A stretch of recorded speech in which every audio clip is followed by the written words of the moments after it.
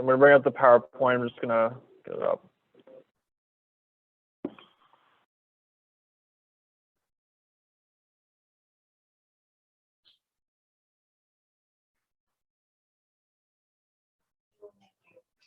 Okay.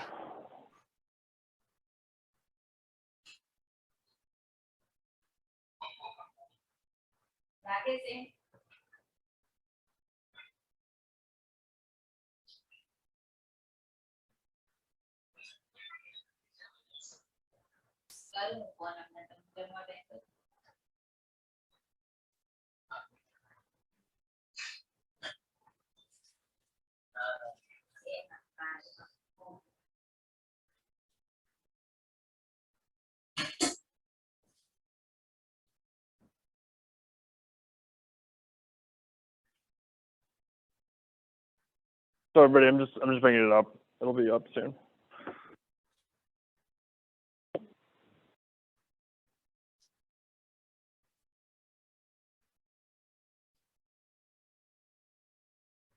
Oh.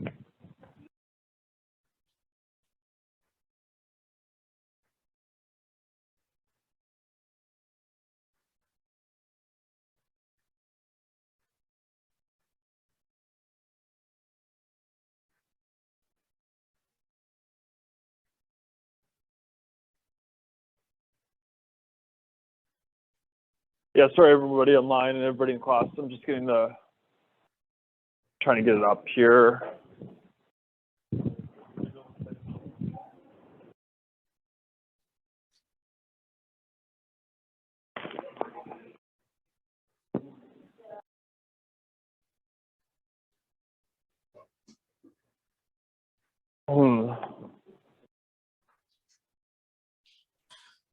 So as okay, it's good. Okay, good. So we have so it's up now. So I'm just gonna make sure it's online for everybody online.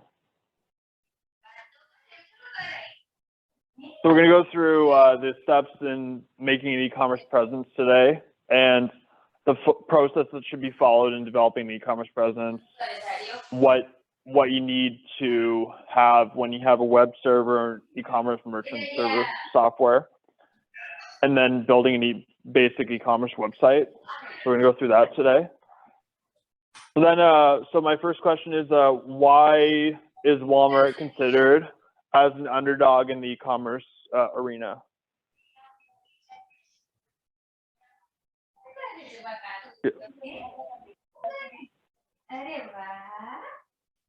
Yeah, exactly. Yeah. That's great. Yeah. So the reason why is because the reason, yeah. So when like late 1990s, like that's when Amazon was starting to pick up. 1999, Jeff Bezos won Person of the Year, and Walmart didn't develop an e-commerce presence until much later. They just stayed through their brick and mortar stores, their physical stores, and they were left behind in terms of e-commerce. Like no one, like I think it's starting to pick up now, but Walmart's been way behind in terms of in terms of competing with Amazon in e-commerce. Good answer. And then how does Walmart's website differ from Amazon? So you're going to probably have to bring up the Walmart e-commerce website and the Amazon e-commerce website and just think about the differences. So I'll give everybody you can sit down. Yeah. I'll give everybody like a few minutes to look at both websites, Amazon and Walmart, and figure out what the differences between them on their e-commerce. Yeah. So yeah, feel free to work together. I'll give you a few minutes, and then yeah, just let me know what you see different.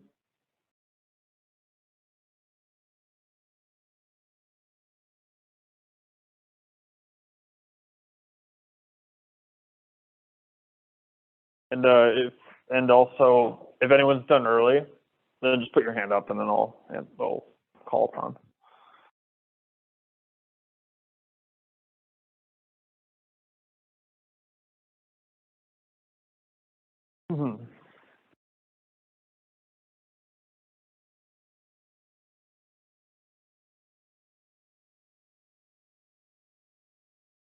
And everybody online, if you have any answers, just state in the chat. Yeah, just state in the chat what your answer is. Yeah.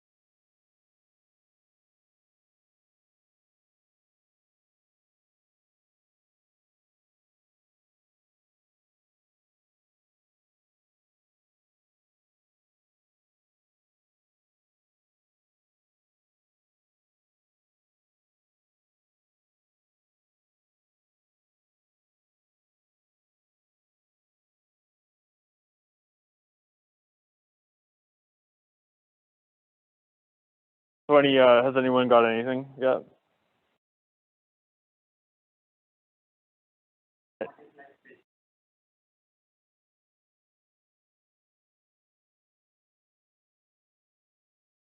Yeah, that's good. That's great. Excellent.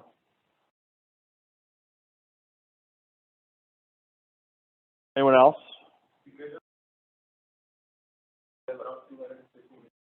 Yeah. Walmart is like much smaller, around 4 million. Amazon keeps on adding $50,000 per day. That's good. That's good. Yeah, that's great.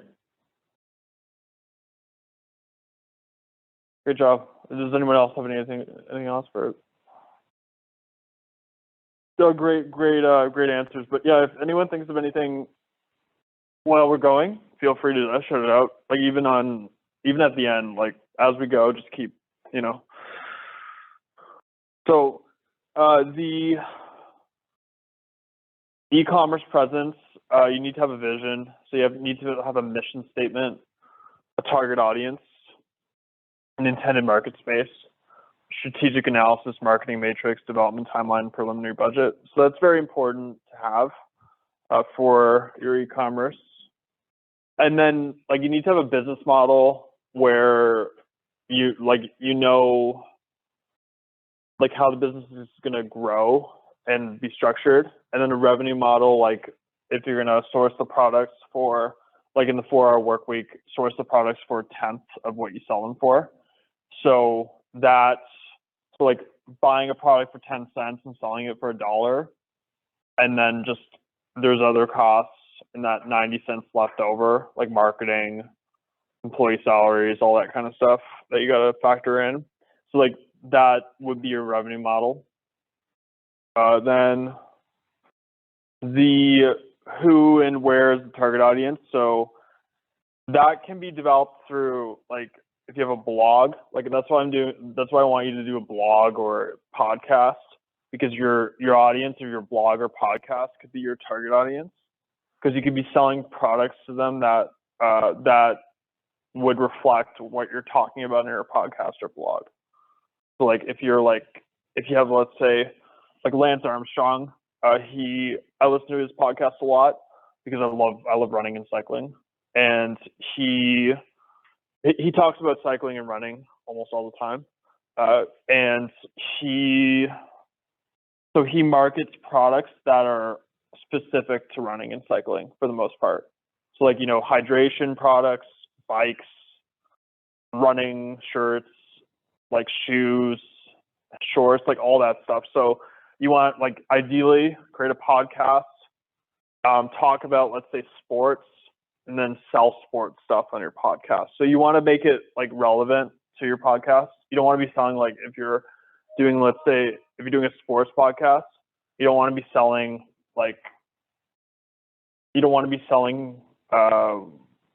let's say, meat on it. It doesn't make any sense, right? You want to be selling stuff that's related to what you're talking about.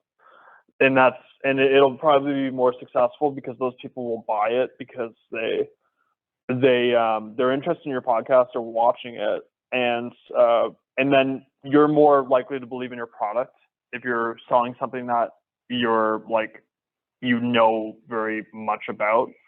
You're being honest. So like if you'll know a lot about the product, so it's a win-win. So make sure that with your blog or podcast that you make for the extra credit, put like products and affiliate links that you believe in. So I'm gonna bring up, what I'm gonna do here is I'll bring up an example of this. So here,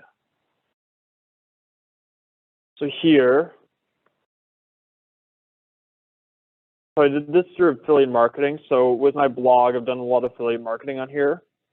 I like talking about investing and so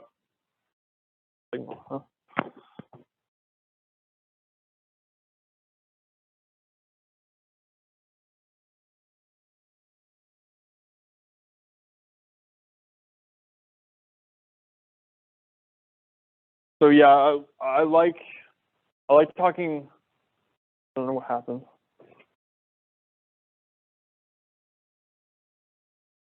So yeah, I like talking about investing and investing mostly on my blog. So what I do is like with investing, I write an article about investing, and then on the bottom I put like I recommend books on investing, in that like through Amazon affiliate marketing. So like I'm recommending products that are related to what I'm writing about. So that's important. Then they're like, and also like with affiliate marketing, you get a commission on whatever's purchased.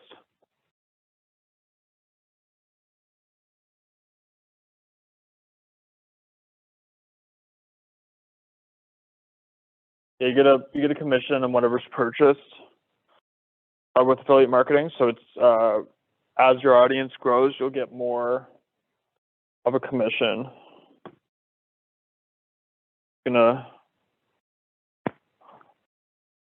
I think I'll just do this presentation right now on,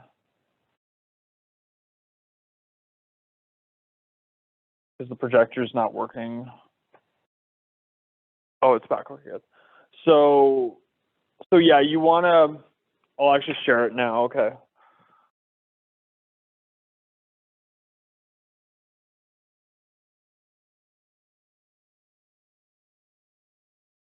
Wait, huh? Okay, I'll just bring it back to PowerPoint.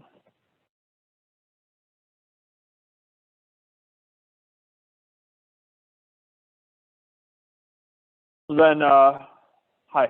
Yeah, you can sit down. Yeah. So here, you want to know where the content is coming from, and then you need to put a SWOT analysis together. So you put together what the strengths, weaknesses, opportunities, and threats are of your company, and then also you can put together a simple website, up to $5,000 if you pay somebody. But if you want to put it together on your own, it can cost from like $0 to $30 a month. There's this. So what I decided on the e-commerce store project that you have to put together, what I decided was you'll still have to do the LinkedIn Shopify training, which is free. You go to that 1 month trial. You'll still have to do that for the second part of it, but you can choose any e-commerce store to, like any e-commerce store website you want to do your e-commerce store on. It doesn't have to be Shopify. It could be Etsy if you want to. It could be Square. I'm going to show you a video on how to put together a Square website. Square is free, and there's no trial. It's free. Then also Etsy is good. The thing about Etsy is I've been on Etsy, and it's very good. The thing is, I'll just let you know about this so it doesn't happen to you. You have to make your own product if you're going to be on Etsy. Like you have to be selling, you got to make your own product.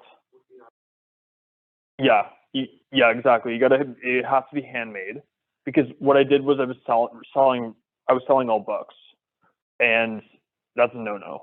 Like, you can't sell products that are, not made by you. So make sure, like, if you do use Etsy, you can use Etsy. It's a great website. They do a lot of the marketing for you, and you get a lot of customers, but make your own stuff. So if you do Etsy, make sure you make your own stuff and sell it. Like, it could be art, it could be like making like mitts or hats or shirts. You could do that. Just make sure you do that. And yeah, or Amazon, even if you want to do Amazon, like any website you want to do. Yeah. So yeah, that'll be. I just wanted to give you more. I wanted to give you more like freedom. So yeah, this is good to determine your market and like your strategy, so you can figure out what your strengths are. In terms of, let's say, the other companies don't address market needs, you have a unique approach. You have a better social strategy, etc.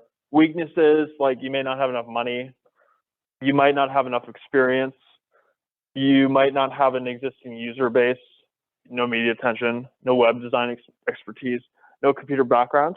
And opportunities, you could be accessing a market that has like not enough, like their needs are not unmet, like their needs are unmet. And then there's a lot of opportunity to like grow in that market because they don't have their needs met. So then threats, competitors may copy your approach, which is a possibility. Advertisers may not trust working with you because you don't have any credibility yet. Then low market entry costs are a problem, like in e-commerce, because anyone can enter and become a competitor. And then also technology is growing substantially every day. So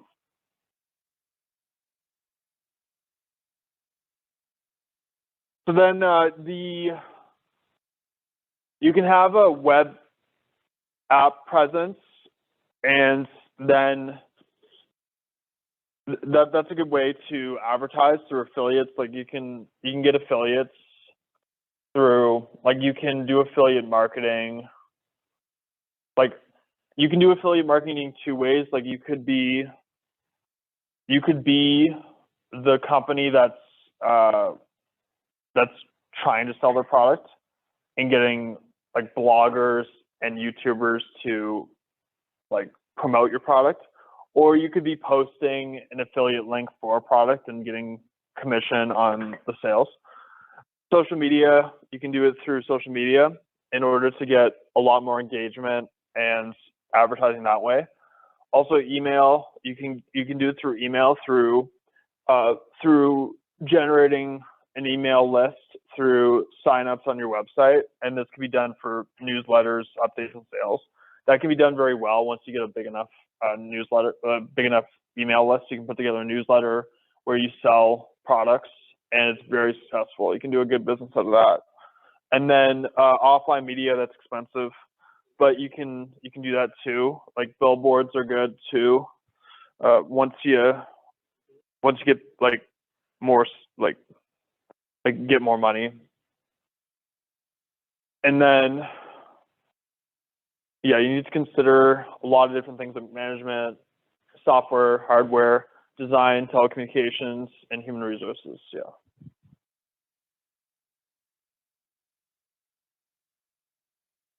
And then, so yeah, this is mostly related to making a website. So you got to design the system, design the website, build the website, test it. You got to make sure that like there's no bugs to the website and just kind of iron those out. And then implementation. So this,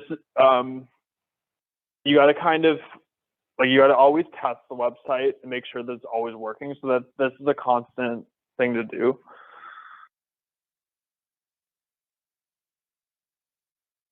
So yeah, you want to make sure that you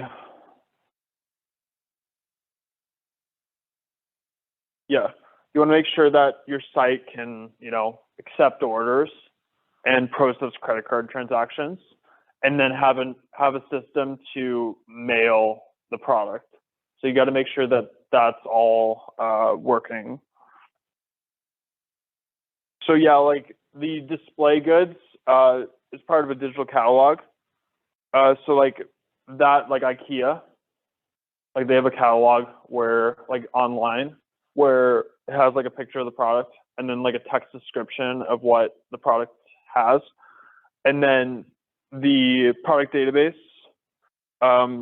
like you can look, that's more for if you're trying to source the product. Like if you want to source it to sell it, you go through a product database. So you might be going through a lot of product databases over the next few months to find products that you want to source on your website to sell. Then site log for every customer visit. That's important to build an email list. So on your website, you can put up a sign-up form saying it's like, yeah, like enter your email to be part of the newsletter. That's what they do a lot. So like, it's like enter your email in this box to get our newsletter every week. Yeah. And then engage customers in conversations, on-site blog, user forums.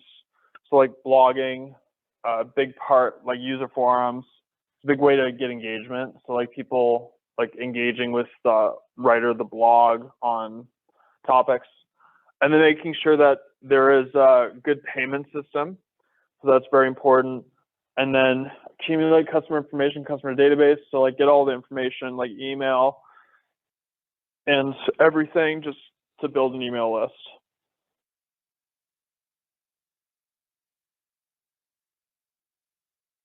And then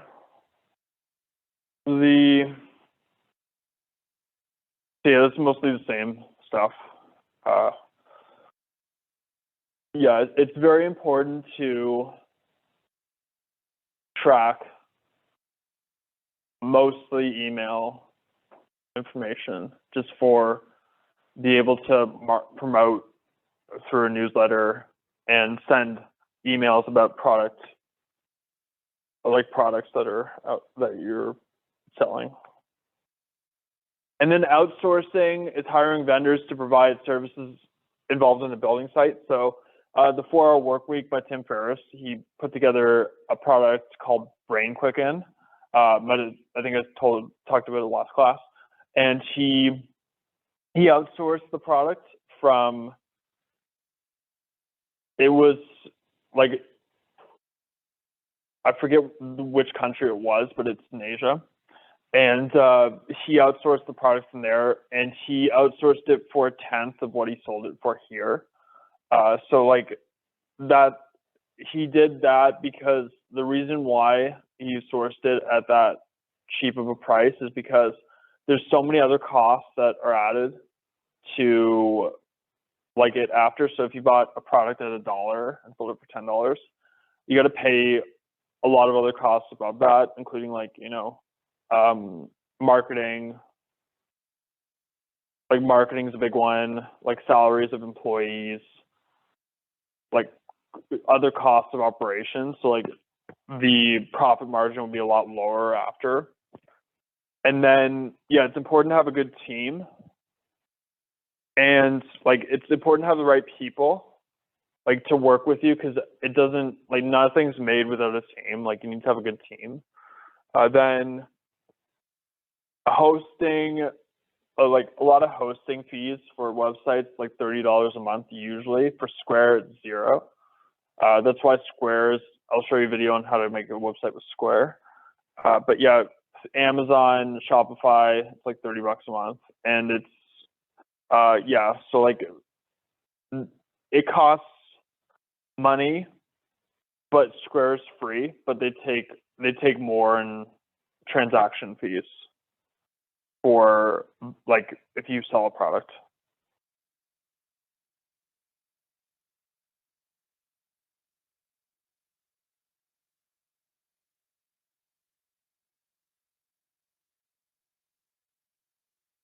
So then, yeah, like websites break down. Like if you have too much traffic on a website, like if your website gets really big, then it's gonna like break down because it can't handle the traffic. So you may have to like upgrade your plan or hire web development professionals. And then like the money that you have to spend to upkeep your website may go up a lot over the years. So that's so those are things that we got to look at. And then also like things you got to do on your website are like figure out if there are dead links. Like there's a lot of dead links on websites where you click it and it doesn't go anywhere. So you got to make sure that you delete those links because that happens a lot. And then also monitor what the customers are purchasing, provide more of what they want. So like if they're purchasing, let's say they're purchasing ketchup more than mustard, like 90% ketchup, 10% mustard, you provide more ketchup. Then figure out how effective a marketing campaign is. Like figure out how many people bought, like how many conversions are the people who bought the product after seeing the advertisement. So figure out how much sales went up after the advertisement to see if it was an effective advertising campaign. So yeah, make sure that you track the analytics of the campaign, and then keep track of hit counts. So figure out how many people have seen your advertisement or website and keep track of it and see if it's going up or down. And determine like, and you can look at it for each, let's say you have a blog, you can look at each article and figure out like if the viewership is high on one article compared to another. Let's say it's like a certain article that you're writing that a lot of people like, you may write more on that topic because you know that people are going to read it. So that's important. So you use those analytics to figure out what you're going to write next or what product that you want to provide. And then credit card processing, it's important to have that, like it's important to have that working. So there's an easy sale. So you want to make sure that the merchant software is functional. It can be mobilely used. You can connect to business systems. You can comply with standards, and it follows all those sales tax and shipping rules that each country has. So that's very important. And then you want to ensure that like the hardware is working well. And then for search engine optimization, you want to make sure that let's say you're writing a blog, you want to make sure that you're using tags. So like you're putting tags into the blog showing that like if it's an investing article, you put a tag for like invest, then comma stock, then comma buy, then comma Dow, etc. So you want to use tags because that makes sure that that allows the article to be higher up on Google so people can see it easier. And buying ads is important. So like buying ads on Facebook, on Google, like that. It's expensive, but it can be beneficial. So yeah, and then local e-commerce, like using Facebook buy and sell groups to market your product. So yeah, it's important to not have an ad or intro page before going into website content. Don't have that. Don't have pop-up ads. Don't have too many clicks to the content. Don't have links that don't work. Don't have like always have a search function. And then don't require them to register when they go on. Don't have slow loading pages. Don't have out-of-date content. So make sure. And then inability to use browser's back button. I've seen that a lot. Don't have that. It's annoying. And then no contact information available, web form only. So have the web form and then have contact information as well. So have both. Yeah, don't have unnecessary animation. Then don't have music or other audio that plays automatically. Then don't have unprofessional design elements. Don't have, like, always have text that you can read. And then have spelling and grammar that's good, like have good spelling and grammar. And then have a returns policy available as well. So yeah, these are the things that you need. So pages that work, load quickly, and get the customer to product offerings. Links that customers can easily find to discover more about you and your products. Have foolproof navigation, alternative navigation, the same content, 1 or 2 clicks to purchase. Site works with the most popular browsers. Doesn't have obnoxious graphics, and doesn't have backgrounds that make it unable to read. So you want to make sure that your website can personalize the experience to each user. So like like personalizing it to them, Amazon does that well, where they show you products that you are more likely to buy. So you want to have that type of personalization. Like Amazon provides personalization and customization because they use a lot of cookies. So like Amazon would be a good website for that. And then privacy policy. So ensure that the privacy policy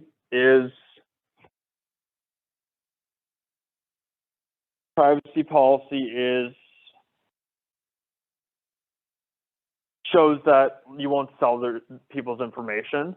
So like people will not, their information won't be sold, it'll be confidential. So you got to make sure that customers know that, because Facebook got into a lot of trouble like a few years ago about that. Then ensure that there's accessibility rules, so text-to-speech, speech-to-text, and other accessibility features that will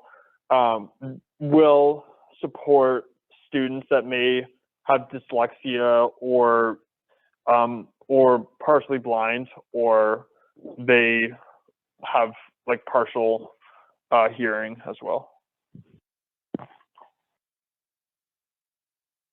And then with the making a website is a lot easier than making an app. Making an app is very hard, but making a website, you can make it pretty easily with like Wix, Square, Shopify, Amazon, or any other e-commerce website. So yeah, but making an app is pretty challenging. Yeah, and expensive. Yeah. But the benefits of using an app are that, like, it's good marketing. Like if you're like your phone, right? Like it's right on your phone every time. So like when you're scrolling through your phone, you always see it, right? It has space in your phone, so it's good marketing for the company if they have an app, because you'll always see it if the app is on your phone. So mobile apps are beneficial for a marketing purpose. So yeah, like start with the strategy. Choose a domain and platform for your e-commerce website. So yeah, platform. Like I've done, like I like Square. Then MJ Industries, like my domain, and then pricing instead of payments. Design your store and app products. Create a great checkout experience. So like make it easy. Market your growing business. Use blogs. Use podcasts. Buy advertising.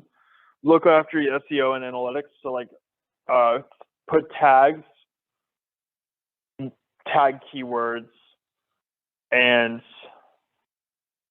yeah, so like